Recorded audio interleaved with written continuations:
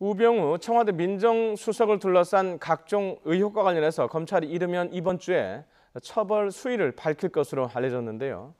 검찰은 가장 논란이 됐던 우 수석 처가와 넥슨과의 부동산 거래 의혹에 대해서는 무혐의로 가닥을 잡는다는 얘기가 나오고 있습니다. 취재기자 연결합니다. 김승환 기자. 네, 서울중앙지검입니다.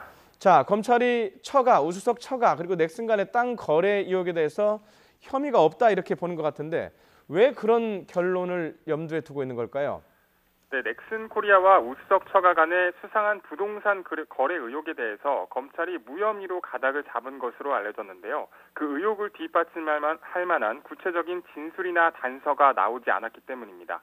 또 거래 과정에 진경준 전 검사장이 개입했다는 의혹과 관련해서도 확인된 사실관계에 진 전 검사장이 등장하진 않는다고 덧붙였습니다. 이와 함께 검찰은 우수석 가족 회사인 정강이 리스한 고급 외제 승용차를 우수석 가족이 사적으로 쓴 의혹 등에 대해서 비용 자료 등을 확보해 사실관계를 확인해왔습니다.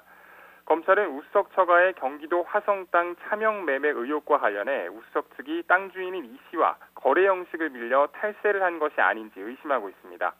검찰은 이르면 이번 주 이 씨를 참고인 신분으로 불러 토지거래 경위와 소유관계 등에 대해서 조사할 방침입니다. 검찰 관계자는 두 의혹 모두 기초조사가 거의 마무리돼가는 상황이라며 이르면 이번 주 중 처벌 여부를 가릴 수 있다고 설명했습니다.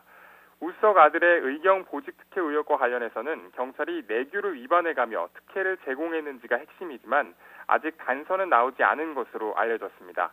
검찰은 이르면 이번 주쯤 우수석이 운전을 맡았던 당시 경비부장인 이상철 서울지방경찰청 차장을 참고인 신분으로 불러 조사하고 우수석의 아들도 소환할 것으로 보입니다.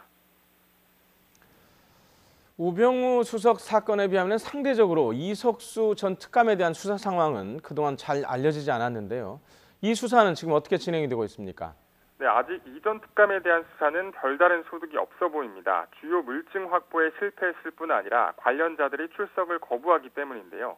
이 전 특감은 우수석과 관련된 감찰 내용을 당시 일간지 기자에게 전달한 의혹을 받고 있습니다. 핵심은 이 감찰관이 실제 기밀을 누출했는지와 감찰관의 발언이 새어나간 경위 등입니다.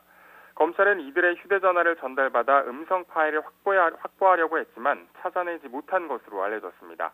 또 의혹에 연루된 언론사 기자 등이 조사에 불응하고 있어서 수사는 크게 진척되지 못하고 있습니다. 지금까지 서울중앙지검에서 YTN 김승환입니다.